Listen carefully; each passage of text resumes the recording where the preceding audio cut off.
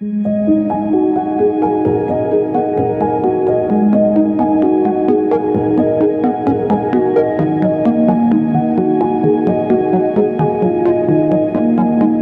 never know when a good thriller will come my way, but one look at Recall Empty Wishes had me realize that I was in for something a little twisted. While I found the general flow to be unconventional and as puzzling as some of the story beats, this is easily a weekend experience that will stay with you long after you finish it.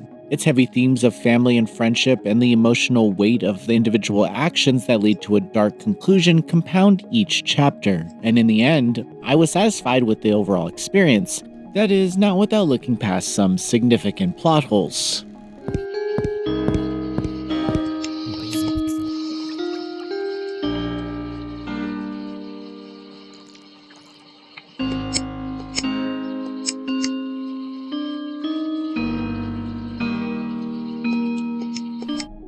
Recall Empty Wishes begins with a ritual. Much of the why is held close to the chests of the 5 lead characters, but each of them is connected in one way or another to the disappearance of Tommy Lynn. Although it might not feel like it in the first chapter, the story actually focuses on Yanni Lynn, who is Tommy's sister, as she enlists her friend Phoebe's help to search through Yanni's memories and try to uncover what exactly happened to her brother. The emotional depth of the narrative extends far past loss or grief. I think Lonnie, in the time that we meet her, is long past that. She's looking for answers and almost anticipates she'll have to face other pieces of her past that she's forced herself to forget about. In retrospect, the story actually stretches far beyond Tommy's disappearance and sheds light on the complexities of family and friendship. Emotional plot threads like debt, jealousy, love, and loneliness all exist within this narrative for better or for worse. You see, I feel like the compounding emotional weight Yanni has to endure is almost a little too much, even across the game's 5-hour runtime. It's kind of as if these characters just can't catch a break most of the time and it becomes tough to witness, which is why I didn't really care to look behind the curtain for more answers. But there's a thrilling final hour here, and depending on the ending you get, a few things can happen. Still, to get back on track, if I had to choose one central theme for the entire story, it would probably be envy. And maybe I'd throw in guilt there for good measure. The gameplay portion of the experience has players navigate contained 2D settings and solve light puzzles to progress. Many of the puzzles involve delivering an item to someone, interacting with an object of interest, or finding some secret code in the environment. It's all pretty self-explanatory, but there were times when I would have liked an objective guide to limit needless room searching. For instance, it's not really clear what you're supposed to do with an item all the time, so sometimes I would just walk around and re-interact with everything until I triggered the scene. I managed to feel kind of smart in some situations, but the progression is a little too easy. It's never really explained to the player, but there are plenty of secrets in each scene that deliver more story elements that can get you the true ending route or reveal something about the characters and their situation that you wouldn't have otherwise known if you rushed through.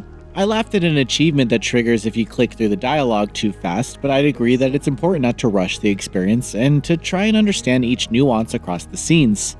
Throughout the game, you'll take control over several different characters. I like this approach because you see how each character interacts with people and scenes in distinct ways. It also fills in the gaps for certain story beats, but then there's this strange scene that removes a central character and they don't return for the entirety of the game. I did find this pretty odd, and it felt like it was made to wrap up the plot thread and not deal with it, which is something that appears in a few other moments of the game. Recall Empty Wishes has a story to tell, and it'll take all the liberties that it needs to keep things moving.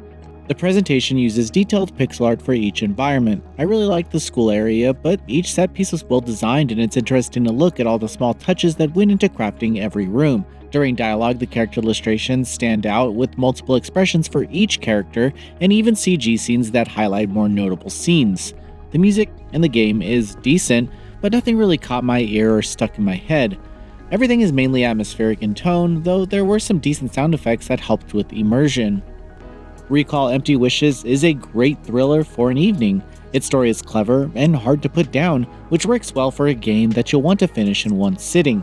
The emotional themes will leave you shocked, but the heaviness of it all is a bit overwhelming.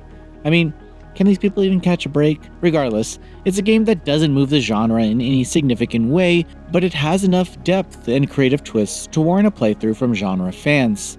Noisy Pixel is giving Recall Empty Wishes a 7 out of 10. Thanks for watching. This video is brought to you by our supporters on Patreon. Weezy Pixel is run by a group of gamers providing independent gaming coverage through news, reviews, previews, and more.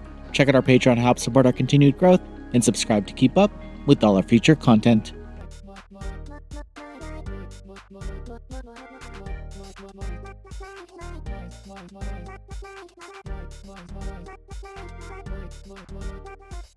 Weezy Pixel.